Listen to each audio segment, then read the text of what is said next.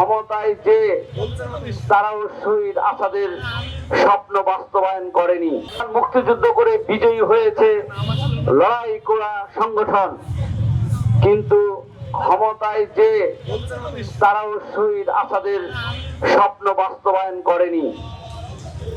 তারই ধারাবাহিকতায় 90 গণঅভ্যুত্থানে আন্দোলন করে স্বৈরাচারকে আবার পরাজিত করেছে এবং তারপরে সেই পরাজিত শক্তিকে বিতাড়িত করে বিজয়ী শক্তি ক্ষমতায় বসেছে। কিন্তু বরাবরের মতোই সেই আসাদদের মতো, নূর হোসেনদের মতো মানুষদের স্বপ্ন বাস্তবায়ন করা হয়নি, প্রতারণা করা হয়েছে জনগণের চেতনার সাথে।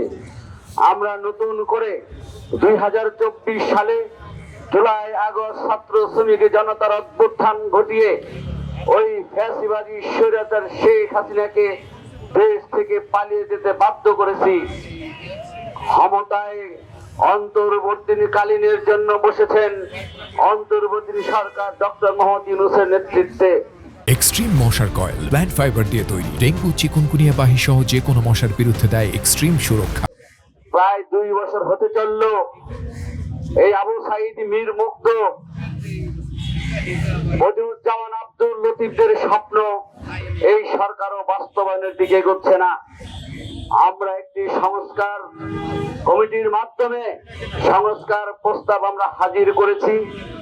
আমরা আশা করি আগামী 12ই ফেব্রুয়ারি জাতীয় সংসদ নির্বাচনের মধ্য দিয়ে একটি নির্বাচিত গণতান্ত্রিক সরকার প্রতিষ্ঠিত হলে এই সরকারের নতুন করে যে যাত্রা শুরু হওয়ার কথা, দেশে গণতান্ত্রিক রূপান্তর, দেশে একটি নয়া বন্দোবস্ত, আমরা আশাবাদ ব্যক্ত করি সেই সংস্কার প্রস্তাব বাস্তবায়নের মধ্য দিয়ে আমরা খানিকটা হলেও গণতন্ত্রে রূপান্তর করে শহীদ আমানুল্লাহ মোহাম্মদ আসাদুজ্জামানদের স্বপ্ন বাস্তবায়নের পথে এগিয়ে যাব।